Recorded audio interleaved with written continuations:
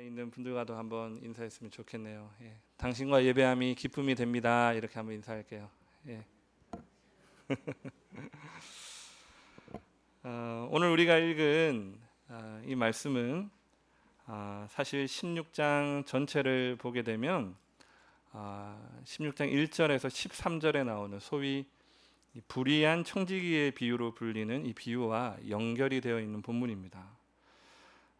이 불의한 청지기의 비유의 결론이 이렇게 끝나죠. 13절과 14절을 보시면 집 하인이 두 주인을 섬길 수 없나니 혹 이를 미워하고 저를 사랑하거나 혹 이를 중히 여기고 저를 경히 여길 것임이니라. 너희는 하나님과 재물을 겸하여 섬길 수 없느니라. 바리새인들은 돈을 좋아하는 자들이라. 이 모든 것을 듣고 비유권을 이렇게 끝이 납니다. 그러니까 주님이 오늘 우리가 읽은 본문 바로 앞에 있는 이 불의한 청지기의 비유를 통해서 하시고자 하시는 말씀이 뭐냐면 이 하나님의 백성들은 이 세상의 재물을 가지고 하나님 나라를 준비하는 그런 삶을 살아야 되는데 너희는 돈만 좋아하지 하나님 나라의 영원한 소망에 대해서는 관심이 없다. 아무런 관심이 없다. 이렇게 하고 이 불의한 청지기의 비유가 끝이 납니다. 그래서 주님께서 오늘 본문을 우리에게 주시는 이유는 뭐냐 하면 세상의 물질에만 집착하고 영원한 삶에 대해서는 아무런 관심이 없는 사람들을 향해 이 비유를 우리에게 들려주고 있는 것이죠. 오늘 성경에는 이 한 부자와 나사로라고 이름하는 이 거지가 대조되어 나와 있습니다. 예수님은 부자에 대해서 말씀하시기를 우리 19절을 보시면 이렇게 말씀하시죠. 한 부자가 있어 자색옷과 고운 베옷을 입고 날마다 호화롭게 즐기더라 이렇게 이야기합니다. 여기서 말하는 이 자색옷과 고운 베옷은 각각 겉옷과 속옷을 의미합니다. 특히 이 자색옷이라고 하는 것은 조개에서 나오는 이 추출물로 만든 것인데 이 한 벌의 자색옷을 만들기 위해서는 한 20만 개의 조개가 필요하다고 이야기를 해요. 그래서 학자들에 따르면 이 자색옷을 오늘날의 화폐 단위로 이렇게 환산을 하면 약 1억 원 정도의 가치가 있다고 이야기를 합니다. 그러니까 이 옷은 그냥 부자가 입을 수 있는 옷이 아니죠. 사우디의 왕자라든지 아니면 여러분들이 이름을 대면 알만한 굉장한 부자들 중에서도 가장 돈이 많은 사람들만 입을 수 있는 귀족이나 왕들만이 입을 수 있는 옷이었다라는 것입니다. 그러니까 이 부자는 어떻습니까? 단순히 돈만 많은 사람이 아니라 지위도 굉장히 높은 사람이고 돈과 명예를 다 가지고 있는 사람이 바로 이 사람인 것입니다. 여러분, 이 부자가 날마다 무엇을 했다고 나와 있죠? 날마다 호화롭게 즐겼다 이렇게 이야기를 해요. 오늘날로 말하면 최고급 자동차를 타고 다니고 넓고 호화로운 주택에 살면서 날마다 돈을 들여서 파티를 벌이고 좋은 음식과 맛을 즐기는 사람이 바로 이 사람이었다라는 거예요. 그러나 오늘 이 화려한 부자와 대비되고 있는 이 거지는 불쌍하기가 이를 데가 없습니다. 오늘 본문에 이 거지라고 나오는 이 거지의 원어의 뜻은 거지 신세로 전락한, 심히 두려워하다 이런 뜻을 가지고 있습니다. 그러니까 이 거지가 가지고 있는 문제점은 뭐냐면 겉으로 드러난 가난과 배고픔뿐만이 아니라 심리적으로도 매우 위축되고 두려움 가운데 이 사람이 있었음을 우리에게 보여주고 있는 것이죠. 그리고 성경은 이 거지가 헌대투성이었다라고 이야기를 합니다. 이 헌대라고 하는 이 말은 몸에 궤양이나 종기를 가지고 있었다. 이 거지가 먹지 못했을 뿐만이 아니라 온 몸에 종기나 궤양이 나가지고 그럼 어떻게 됩니까? 몸에 진물이라든지 물집들이 이렇게 나오는 것이죠. 근데 그 물집과 진물이 나오는 것을 개가 와가지고 그의 몸을 핥고 있었다 이렇게 이야기를 하고 있어요. 더욱 절망적인 것은 20절에 그가 문 앞에 버려졌다라는 거예요. 이가 문 앞에 버려졌다라는 것은 이 부자가 스스로는 움직일 수 없는 어떤 장애를 가졌음을 의미하고 있습니다. 특별히 이 거지는 부자의 상에서 떨어지는 부스러기를 먹고 살았는데 성경이 말하는 이 부자의 상에서 떨어지는 부스러기라고 하는 것은 그냥 일반적인 음식이 아니라 유대인들이 어떤 음식을 먹을 때 손을 깨끗하기 위해 씻는 빵 부스러기를 의미해요. 그러니까 이것은 사람이 먹을 수 없는 것입니다. 엄밀히 이야기하면 손을 씻은 빵은 어떻게 합니까? 던져서 개한테 주는 건데 그것을 이 거지가 받아먹고 살았다는 것이죠. 그러니까 나사로는 개가 먹는 음식을 먹을 수밖에 없을 정도로 항상 배고팠고 온몸에는 종기가 나고 진물이 흐르는 곳을 개가 와가지고 그의 몸을 핥고 있었고 정신적으로는 완전히 무너진 채 절망적인 상황 가운데서 하루하루를 살고 있었다는 것이죠. 그러나 죽음 이후에는 이 둘의 상황이 완전히 달라집니다. 거지 나사로는 죽어서 천국과 낙원으로 표현되고 있는 아브라함의 품에 들어가지만 이 부자는 죽어서 지옥을 상징하고 있는 음부에 들어가 고통을 받게 되는 것이죠. 재밌는 것은 성경이 이 두 사람이 죽기 전에는 항상 부자를 먼저 이야기를 하고 있는데 나중에 죽은 이후에는 이 순서를 바꾸어서 기록하고 있다는 사실입니다. 이 세상에 살아갈 동안에는 언제나 돈이 많은 부자가 앞섰지만 그리고 그 뒤를 항상 거지가 따라가고 있었지만 죽은 이후에는 나사로가 먼저 천국에 들어가고 그 뒤를 따라 부자가 음부에 들어가는 것이죠. 장래의 모습도 대조가 됩니다. 22절을 한번 보실까요? 22절에 보면 이 거지가 죽어 천사들에게 받들려 아브라함의 품에 들어가고 부자도 죽어서 어떻게 됐다고요? 장사가 되었다 이렇게 이야기합니다. 사람들이 이 부자의 장례를 치러줬다라는 거예요. 돈이 많으니까 부자의 장례식은 그가 살았을 때처럼 굉장히 호화스러웠을 것입니다. 관도 최고급 관이고 묘자리도 가장 좋은 곳에 아마 정했을 거예요. 그러나 오늘 성경에는 부자는 장사되었지만 나사로가 장사됐다라는 말은 없습니다. 그는 아마도 아무렇게나 버려져서 쓰레기와 함께 태워졌을지도 모릅니다. 그러나 문제는 무엇입니까? 부자든 거지든 결국은 다 죽습니다.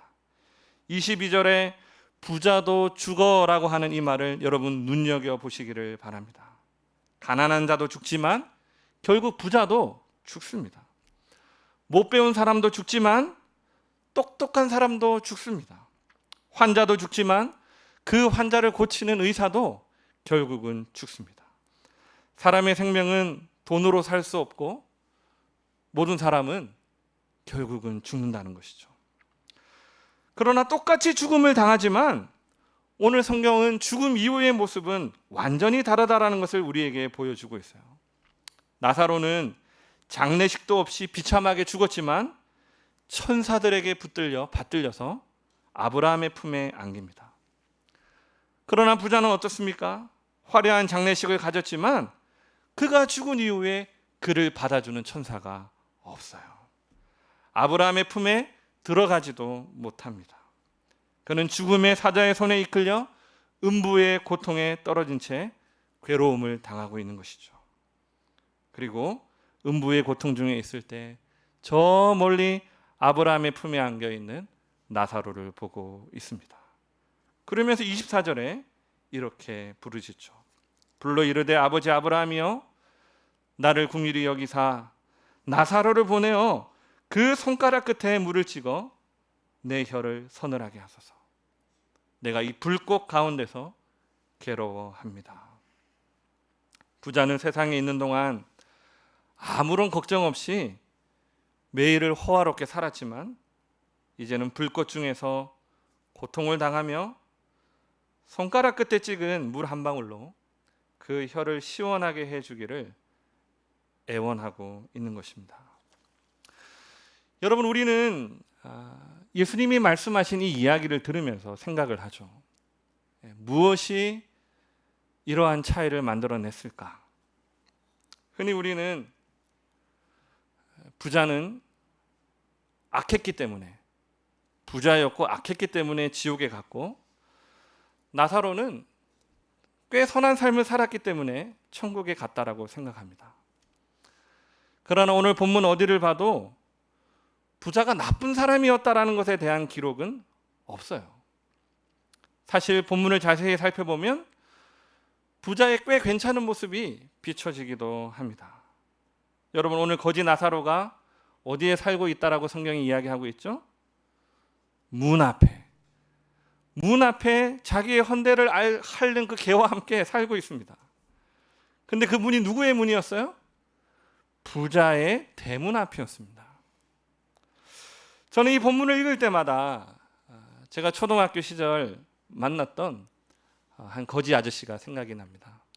저는 고향이 경남 김해였는데요. 어렸을 때는 그렇게 구걸하는 사람이 많았던 것 같아요. 그래서 제가 있던 동네에 공설운동장에 가면 그곳에 거지 아저씨들이 많이 모여 있었는데, 날이 따뜻해지면 거기에 있다가 좀 추워지면 다른 곳으로 이동을 하셨습니다. 그런데 그때가 아마 11월 정도로 제가 기억을 하는데요. 좀 쌀쌀하고 추운 날이었어요. 이 아저씨가 배가 고파가지고 이렇게 풀밭 있는데 거기 앉아 있고, 저희는 그 아저씨와 친해져가지고 함께 놀고 있었습니다. 그런데 그 아저씨를 궁일이 여기셨던 그 동네 아파트에 사셨던 분인 것 같아요. 한 아저씨가 집에서 이게 떡국을 만들어 가지고 이렇게 왔어요. 그래서 아저씨 얼마나 고생이 많으십니까? 이거 좀 드세요 이랬어요. 아저씨가 그 떡국을 먹는데, 그 떡국을 가져온 아저씨가 하는 말이 뭐냐 하면, 여기 공설운동장에 있으면 도움 받기도 힘든데 왜 여기 있냐, 저기 아파트 같은 데 들어가서 도움을 요청하면 이게 더 좋다, 이렇게 이야기를 하니까 이 아저씨가, 거지 아저씨가 하는 말이 뭐냐 하면, 낮에 아파트를 열심히 돌았는데 경비원한테 쫓겨났다라는 거예요. 조금만 있다가 가겠다 그랬는데도 그걸 허락지 않는 것이죠. 그래서 할 수 없어가지고 자기가 지금 이 공설운동장에 어떻게 해야 될지 하고 앉아 있다라는 것입니다. 여러분 생각해 보십시오. 몇 달째 씻지도 않고 몸에는 진물이 나고 침을 질질 흘리는 그 거지 아저씨가 여러분 대문 앞에 죽치고 앉아 있다고 여러분 생각해 보십시오. 여러분이라면 어떻게 하시겠습니까? 아마 궁율이 풍성하신 분들은 한 10,000원, 20,000원 이렇게 꺼내가지고 식사라도 하시라고 이렇게 제펴줄 거예요. 또 어떤 궁율이 풍성하신 여자분들은 집에 있는 음식도 그분께 나눠줄 수 있을 것입니다. 그런데 문제는 무엇입니까? 여러분이 퇴근하고 왔는데 그 아저씨가 거기에 또 있는 거예요. 여러분 어떻게 하시겠어요? 아마 대부분의 사람들은 경비실에 신고할 것입니다. 빨리 데려가라고. 이상한 아저씨가 앞에 앉아있다고. 그런데 오늘 이 부자는 어떻습니까? 오늘 성경이 묘사하고 있는 이 부자는 자기 집 대문 앞에 이 구걸하는 거지가 앉아있어요. 그에게 큰 자비를 베푼 것은 아니지만 자기 집 앞에 앉아있다고 재수없다라고 그를 학대하거나 그를 쫓아내지는 않습니다. 그러니까 오늘날 현대사회를 생각해 보자면 매몰찬 사람들보다는 이 부자가 어때요? 꽤 괜찮은 사람인 것이죠. 왜냐하면 그 더러운 거지가 자기 집 문 앞에서 동냥할 수 있도록 허락하고 있는 것이니까요. 그러나 부자의 이러한 모습에도 불구하고 그는 죽어서 지옥에 있고 나사로는 천국에 있습니다. 여러분 이유가 무엇일까요? 무엇이 이러한 차이를 만들어내는 것일까요? 우리가 이러한 의문을 가지고 성경이 말하는 빛 아래서 유추할 수 있는 것은 29절입니다. 29절에 보면 아브라함이 나는 지옥에 있더라도 내 자녀들은 이곳에 올 수 없다, 그런 간절한 마음을 가지고 아브라함에게 부탁을 하는 그 부자를 향해서 아브라함이 천국에 들어갈 수 있는 조건으로 이렇게 이야기를 합니다. 아브라함이 이르되 그들에게 모세와 선지자들이 있으니 그들에게 들어야 된다, 이렇게 이야기를 해요. 즉 말씀을 믿지 않고는 그 누구도 하나님 나라에 들어올 수 없다는 것이죠. 여기서 말하는 모세와 선지자들은 구약 성경을 의미합니다. 여러분 구약 성경이 말하는 바가 무엇입니까? 요한복음 5장 39절에 보면 예수님이 구약 성경이 무엇을 말하는지에 관해서 딱 요약을 해놓으셨어요. 이렇게 말씀하시죠. 너희가 성경에서 영생을 얻는 줄 생각하고 성경을 연구하거니와. 이 성경 구약 성경을 이야기하는 거예요. 이 성경이 곧 누구에 대해서 증언한다고요? 나에 대해서 증언하는 것이니라, 이렇게 말씀하세요. 그러니까 신약의 빛 아래서 오늘 아브라함이 이 부자에게 했던 말을 재해석하면 누구든지 모세와 선지자들이 증언했고 말씀하셨던 그 생명 되시는 누구? 그리스도 예수를 믿지 아니하면 천국에 들어올 수 없다. 이 이야기를 지금 아브라함이 하고 있는 것입니다. 이것이 바로 이 부자와 이 나사로의 운명을 결정짓는 가장 중요한 이유였다라는 것이죠. 여러분, 부자에게는 그가 이 땅을 살아갈 동안 복음을 들을 수 있는 기회가 많았습니다. 그에게는 주님을 영접할 수 있는 기회가 있었고 그에게 복음을 전해주는 아마 나사로도 있었을 것입니다. 그러나 그는 그것을 거절하고 무시하고 없인 여겼습니다. 심지어 복음을 믿으라는 사람들의 말을 멸시했고 주님을 믿으라는 그들의 말에 화를 냈습니다. 그러므로 그가 오늘 하나님 앞에 섰을 때에 저는 아무런 기회를 받지 못했습니다라고 변명할 수 없었던 것이죠. 그러나 거지 나사로는 어떻습니까? 그는 이 땅에 살아갈 때에 참 불쌍한 사람이었습니다. 돈도 없고 힘도 없고 몸에는 병이 들어서 세상에서는 아무런 소망이 없어서 부자의 상에서 떨어지는 개나 먹는 그 음식을 받아 먹으며 살아갈 수밖에 없을 만큼 비참한 사람이었어요. 그러나 그는 하나님을 믿었습니다. 그 증거가 어디에 나옵니까? 오늘 성경은 부자의 이름은 기록하고 있지 않지만 이 거지의 이름은 기록하고 있습니다. 거지의 이름이 뭐라고요? 나사로입니다. 히브리어는 엘라자르라는 말이에요. 이 말은 하나님은 나의 도움이시다라는 뜻을 가지고 있습니다. 그러니까 나사로는 일찍이 그의 비참한 삶과 상관없이 하나님을 믿었고 그 말씀을 받아들였다는 것이죠. 그리고 그 말씀을 믿는 그 믿음이 지금 죽은 이후에 그의 운명을 바꿔놓고 있는 것입니다. 시대가 지나도 세월이 흘러도 불변하는 기독교의 단순한 진리는 신자는 행위가 아니라 믿음으로 천국에 간다라는 거예요. 우리는 이 믿음을 가지는 것이 쉬운 일이라 생각하지만 이 부자의 말을 들어보면 이 믿음을 가지는 일이 결코 쉬운 일이 아니라는 것을 알게 됩니다.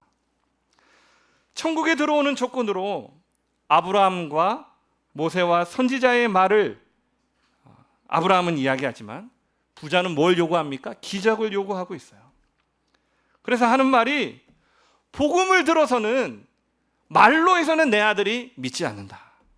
그러니까 죽은 저 나사로가 다시 살아나가지고 여기에 있는 이야기를 내 아들에게 해주면 내 아들이 살지 않겠느냐, 내 아들이 고통받는 이 지옥에 오지 않겠느냐라고 항변을 하죠. 그러나 아브라함은 이 요청을 단호히 거절합니다. 그가 하는 말이 무엇입니까? 복음을 전하는 자의 말을 우습게 여기거나 듣지 않는 사람은, 성경의 말을 믿지 않는 사람은 어차피 죽었던 사람이 다시 살아나는 그 기적을 그가 본다 할지라도 믿지 않는다라고 이야기를 해요. 그러면서 선지자들의 이야기를 들을지니라 이야기를 합니다. 그리고 이 이야기가 끝이 나요. 여러분, 기적을 보면 사람들이 다 믿을 것 같죠. 그러나 그렇지 않습니다. 예수님을 쫓아다니던 제자들을 한번 보십시오. 3년 반 동안 예수님을 열심히 따라다녔습니다. 얼마나 많은 기적을 보았겠어요?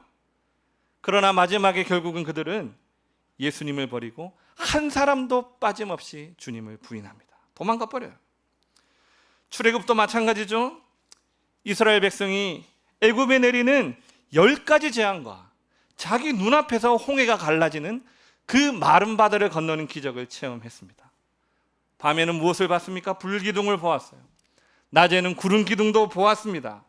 하늘에서 내리는 만나를 먹고 살았어요. 메추라기에 떨어짐, 땅에 갈라짐, 물에 갈라짐, 수많은 기적들을 그들이 경험했습니다. 하지만 그러한 기적의 경험들이 그들을 살리지는 못했어요. 그들이 수많은 기적의 증거를 보았지만 결국 출애굽 1세대 사람들은 아무도 하나님이 약속하신 땅에 들어가지 못합니다. 왜요? 믿음이 없었기 때문에. 그런 의미에서 지금 우리가 소유하고 있는 이 믿음이라고 하는 것이 얼마나 대단한 것인지를 우리가 알 수 있어요. 여러분, 지금 저와 여러분이 소유하고 있는 이 믿음은 수많은 표적들을 보여주었음에도 제자들이 가지지 못했던 그 믿음을 지금 여러분이 소유하고 있는 것입니다. 홍해가 갈라지고 하늘에 만나가 떨어졌어도 우리 조상들이 가질 수 없었던 그 믿음을 지금 저와 여러분이 소유하고 있는 거예요. 심지어 죽은 나사로가 다시 살아나서 말을 한다 해도 믿지 못할 사람은 믿지 못하는 그 믿음을 지금 여러분이 소유하고 있는 것입니다. 여러분, 누가 하신 것입니까? 하나님이 하신 것이죠. 하나님께서 특별히 하나님께 충성한 것도, 선하게 산 것도, 열심히 주님을 섬긴 것도 아니었는데 주님의 제자들도 우리 조상들도 가지지 못했던 그 믿음을 성경을 통해 가지게 하신 것입니다. 그리고 그 예수 믿는 믿음을 보시고 하나님이 우리를 구원해 주신 거예요. 그럼 이제 여러분에게 한 가지 물어보겠습니다. 여러분, 이 믿음을 여러분 정말 소유하고 계십니까? 여러분이 소유하고 있는 그 믿음은 지금 죽어도 하나님 나라에 들어갈 수 있을 만한 그 믿음이 맞습니까? 그 믿음이 여러분 안에 있음을 여러분은 스스로 확신하고 여러분 계십니까? 교회 사역을 하다 보면 이제 신앙생활한 지 얼마 안 됐거나 신앙생활의 연수가 오래되었어도 양심에 굉장히 민감하신 분들의 이야기를 들을 때가 있습니다. 크게 두 가지가 있는데, 한 가지는 스스로에 대한 자책감이고 또 한 가지는 교회 사람들에 대한 실망감이에요. 스스로에 대한 자책감은 자기의 삶을 바라보니까 예수 믿지 않는 사람이나 자기의 삶의 모양이 별반 다르지 않다라는 것에서 오는 죄책감이에요. 교회 사람들에 대한 실망은 어떻습니까? 같이 신앙생활 하는데도 저 사람 보면 예수 믿는 사람 같지 않다라는 생각이 들 때가 있다는 것이죠. 우리 한 교회에서 우리 정성록 목사님이 쓰신 교리책을 가지고 강의를 열심히 하고 있는데, 강의가 끝나고 권사님 두 분이 저를 찾아오셨습니다. 그래서 하시는 말씀이 뭐냐 하면, 목사님 강의를 참 잘 들었습니다. 그런데 딴 교회, 아마 자기 교회인 것 같아요. 딴 교회에 새벽 기도를 열심히 나가는 권사님이 한 분 계신데, 그 권사님은 자기가 아무리 생각해도 구원받은 사람이 아닌 것 같다라는 거예요. 왜 그러냐 이렇게 얘기했더니, 같이 식당 봉사를 할 때도 항상 그분이 트러블을 일으키고, 그리고 그분이 돈 쓰는 것, 그분이 사람들을 대하는 것, 또 자신들한테 거짓말하는 것, 이런 것들을 보면 예수 믿는 것 같지가 않다고. 근데 문제는 뭐예요? 이분이 그 누구보다 새벽 기도를 열심히 나가는 거예요. 그래서 자기가 볼 때는 구원받은 사람이 아닌 게 확실한데, 그렇다면 그분이 나가는 새벽 기도는 뭐냐? 왜 이렇게 저한테 질문해요? 제가 그랬습니다. 참으십시오 이렇게 하겠어요. 권사님, 그 권사님이 새벽 기도 나가서 그 정도지 안 나가면 어떻게 됐겠어요? 그렇게 얘기했습니다. 여러분은 한 사람이 구원 얻는 믿음을 소유했다라고 이야기할 때 그 증거가 여러분 무엇이라고 생각하십니까? 많은 사람들은 우리가 구원받은 신자라고 하는 그 구원의 믿음의 증거를 외부에서 찾습니다. 착하게 사는 것, 거짓말 안 하는 것, 친절히 대하는 것, 남을 도와주는 것, 정의를 위해 고난받는 것, 교회 열심히 다니는 것, 봉사하는 것, 종교적인 열심을 품는 것에서 그 증거를 찾으려고 해요. 그런데 구원 얻는 믿음의 증거를 여러분, 외부에서 찾게 되면, 종교적인 열심에서 찾게 되면 우리는 예수 믿는 사람이 아닐 가능성이 어떻게 돼요? 점점 커져요. 왜냐하면 우리는 어떻습니까? 예수 믿을 때나 안 믿을 때나 버럭할 때가 많습니다. 그렇게 치면 정 목사님도 구원에서 먼 사람이죠. 목사인 저도 말씀과 사랑으로 아이를 양육해야 함에도 불구하고 성질이 뒤틀리면 어떻게 해요? 아내에게 열받은 것을 아이에게 풉니다. 구원으로부터 먼 사람인 것이죠. 예수 믿을 때나 안 믿을 때나 우리는 언제나 형제를 미워할 때가 많고, 마음의 욕심이 그득하고, 남보다 나를 더 사랑하고, 교회만 다닌다 뿐이지 밖에 나가면 세상 사람과 별반 차이 없는 것이 우리의 모습이라는 것이죠. 그래서 우리의 도덕적인 삶을 관찰하노라고 한다면 어떤 생각이 드는 거예요? 내가 신자 맞나? 저희 아내가 하는 말이 있습니다. 여보, 목사 맞아?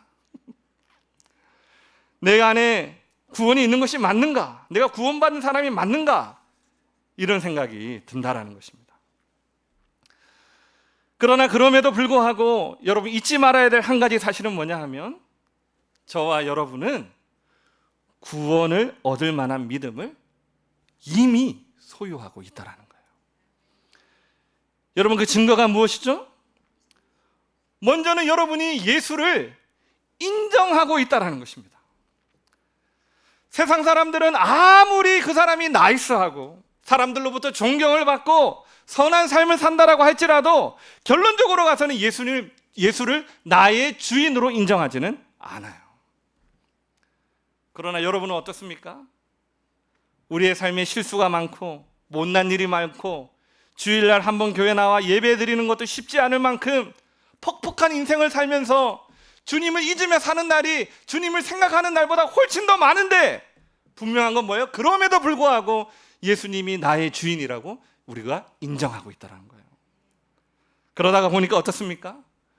우리의 삶에는 불신자와는 도저히 양립할 수 없는, 뭉칠 수 없는, 분명히 구별되는 한 가지 일이 일어나게 되는데, 그게 뭐예요? 회개가 일어나게 된다는 거죠. 회개가. 주님을 인정하기 때문에 주님의 말씀대로 살아야 되니까, 근데 그 말씀대로 살지 못하니까 어떻게 돼요? 하나님 앞에 죄송한 마음과 부끄러운 마음이 생기는 것입니다. 주님을 인정하니까 주님이 싫어하시는 죄를 지으면 안 되는데 내가 죄를 지음으로 하나님의 마음을 아프게 했다라는 사실 때문에 눈물이 나는 것입니다. 여러분, 그래서 존 오웬이라고 하는 신학자는 신자는 언제나 이중적 회개를 하게 된다, 이렇게 이야기를 했어요. 무슨 말이냐면, 한 사람이 도둑질을 하잖아요. 제가 어렸을 때 성인 비디오 테이프를 도둑질을 한 적이 있거든요. 도둑질을 하잖아요. 그러면 나중에 이제 그 주인한테 죄책감이 생기잖아요. 돌려줘야 되겠다. 이것은 신자도 생기고 불신자도 생기는 죄책감이에요. 근데 신자는 그 안에 생명이 있기 때문에 불신자들과 달라서 누구에 대한 죄책감이 또 생기게 돼요? 하나님이 이것을 싫어하시는데 내가 하나님 앞에 죄를 지었구나 하는 죄책감이 생기게 되는 거예요. 이것은 불신자에게는 찾아볼 수 없는 것들이에요. 그래서 여러분, 교회에서 이렇게 말하는 사람들이 있습니다. 목사님, 제가 이렇게 사는 것을 볼 때 저는 아무래도 구원받지 못한 사람인 것 같아요. 하나님 앞에 너무 부끄러워요. 하나님이 아무래도 저를 받아주실 것 같지가 않아요. 이런 죄책감에 있는 사람들은 대부분 구원받은 사람들입니다. 왜요? 그가 이미 하나님을 인정하고 있어요. 그가 이미 하나님 앞에 회개하고 있어요. 불신자는 이러한 감각이 생길 수 없는 것입니다. 이 감각은 믿는 사람들에게 주신 하나님의 중생의 표라는 것이죠. 그러므로 여러분, 세상 사람들은 가질 수 없는, 구원 없는 믿음이 아니고서는 결코 나타날 수 없는 분명한 표들이 우리 가운데 있습니다. 여러분이 찬송할 때에 느끼고 누리는 감격과 기쁨과 즐거움, 여러분 세상 사람이 누릴 수 있을까요? 여러분이 기도로 할 때 여러분이 하나님으로부터 받는 신령한 은혜들, 여러분 세상 사람들이 누릴 수 있을까요? 말씀을 통한 깨달음과 하나님의 만지심, 주님과의 친밀한 교제, 이러한 하늘에 속한 신령한 이러한 비밀들은 아무리 돈이 많아도 세상적 지위가 뛰어나도 힘과 권력이 있어도 교회에 오래 다닌다고 누릴 수 있는 것들이 아니라는 것입니다. 이것은 누구만 누릴 수 있어요? 예수 믿는 사람들만 누릴 수 있는 하나님이 주시는 은혜라는 거예요. 말씀을 정리하겠습니다. 여러분, 오래된 그 어린이 복음 성가 중에 돈으로도 못 가요라고 하는 찬송이 있습니다. 이게 얼마나 유명한 찬송이냐면 어린이 찬송가에도 실렸어요. 이 복음 성가가. 저는 이 가사의 내용을 보면서 부제로 나사로의 고백이라고 하는 이 제목을 이 찬송에 붙이고 싶었어요. 여러분, 가사의 내용이 이렇습니다. 마치 나사로가 부자에게 하는 말 같아요. 뭐라고 이야기해요? 돈으로는 못 가요. 하나님 나라. 힘으로도 못 가요. 하나님 나라. 벼슬로도 못 가요. 지식으로도 못 가요. 어여뻐도 못 가요. 마음 착해도 못 가요. 하나님 나라. 누구만 가요? 거듭나면 가는 나라. 그리고 마지막 가사가 어떻게 됩니까? 믿음으로 가는 나라. 하나님 나라. 사랑하는 성도 여러분, 사람이 착하게 사느냐, 좀 비겁하게 사느냐, 부자로 사느냐, 가난하게 사느냐, 많이 배우고 사느냐, 못 배우고 사느냐에 관계없이 사람은 누구나 죽고 죽으면 하나님의 심판을 받아 천국과 지옥에 가게 됩니다. 그리고 천국과 지옥의 갈림길에서 그 운명을 결정하는 것은 여러분 안에 있는 믿음이에요. 오늘 예배 드리시는 분들 중에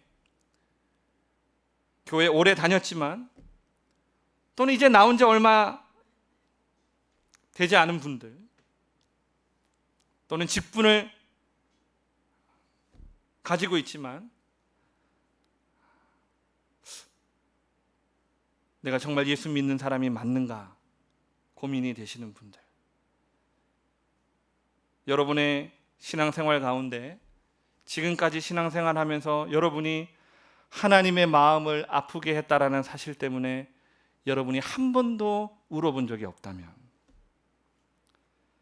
오랫동안 교회를 다녔지만 하나님의 말씀을 통해 그 말씀이신 하나님이 나를 만지신다라는 것을 한 번도 느껴본 적이 없다면, 하나님의 그 사랑 때문에 한 번도 감격하며 마음을 다해 목이 터져라 찬양해 본 적이 없다면, 하나님이 나를 사랑하신다라는 사실 때문에 여러분이 한 번도 울어본 적이 없다면, 여러분은 아브라함의 품이 아니라 어둠의 구덩이에, 음부의 구덩이에 더 가까이 와 있는 사람일 수가 있습니다. 그렇다면 여러분 어떻게 해야 될까요? 우리 주님이 제시하신 방법은 굉장히 단순하고 자명합니다. 기적을 보고 믿는 것이 아니라 모세와 선지자들의 그 성경의 내용을 너희가 받아들이라는 것이죠. 그 성경은 이렇게 이야기를 합니다. 우리가 너무나 잘 아는 말씀이죠. 요한복음 3장 16절 17절 말씀을 여러분과 나누기를 원합니다. 하나님이 세상을 이처럼 사랑하사 독생자를 주셨으니 이는 저를 믿는 자마다 멸망치 않고 영생을 얻게 하려 하심이니라. 하나님이 그 아들을 세상에 보내신 것은 세상을 심판하려 하심이 아니요 저로 말미암아 세상이 구원을 받게 하려 하심이라. 아멘. 사랑하는 여러분, 오늘 이 말씀이 하나님 나라에는 아무런 관심이 없고 돈에만 집착하며 살아가는 사람들을 향해 예수님께서 말씀하신 내용이라고 서두에 이야기를 했습니다. 그러나 하나님이 오늘 이 말씀을 여러분에게 주시는 것은 여러분을 심판하려고 하시는 것이 아니라 이 부자와 나사로의 이야기를 통해 여러분의 가족을, 여러분의 형제를 하나님이 살리시려는 것입니다. 여러분 스스로가 여러분 안에 있는 믿음을 확신할 수가 없고 종교적인 의무를 다하고는 있지만 여러분이 돌아가야 할 예수에 대한 첫사랑이 없으며 한 번도 그리스도를 진지하게 받아들이거나 믿은 적이 없는 분들이 계시다면 이 시간 예수님께서 여러분이 지금까지 신앙생활하며 그토록 많이 들었던 예수님이 나를 사랑하셔서 나의 죄를 대신해서 죽으시고 부활하셨다는 사실을 여러분 마음 깊이 받아들이시기를 바랍니다. 신앙의 연수와 관계없이, 지식의 크기와 관계없이 오늘 본문의 나사로와 같이 예수님의 말씀을 믿음으로 여러분 받아들일 수 있다면 여러분의 영혼은 하나님이 계신 낙원으로 인도함 받을 것입니다. 그리고 이미 예수 안에 있는 이 믿음이 있는 분들이 있다면 여러분이 지금 이렇게 하나님을 예배하고 하나님을 알게 되고 하나님을 사랑하게 되는 것이 보통 일이 아니었다는 사실을 여러분 기억하시기를 바랍니다. 이것은 하나님이 그리스도 예수 안에서 여러분에게 값없이 주신 최고의 선물이에요. 내가 하나님의 자녀가 되고 이 믿음을 가졌다라는 것을 여러분 특권이요, 자랑이요, 영광으로 생각하고 천국에 대한 소망을 가지고 살아갈 수 있는 저와 여러분 되기를 예수님 이름으로 축복합니다.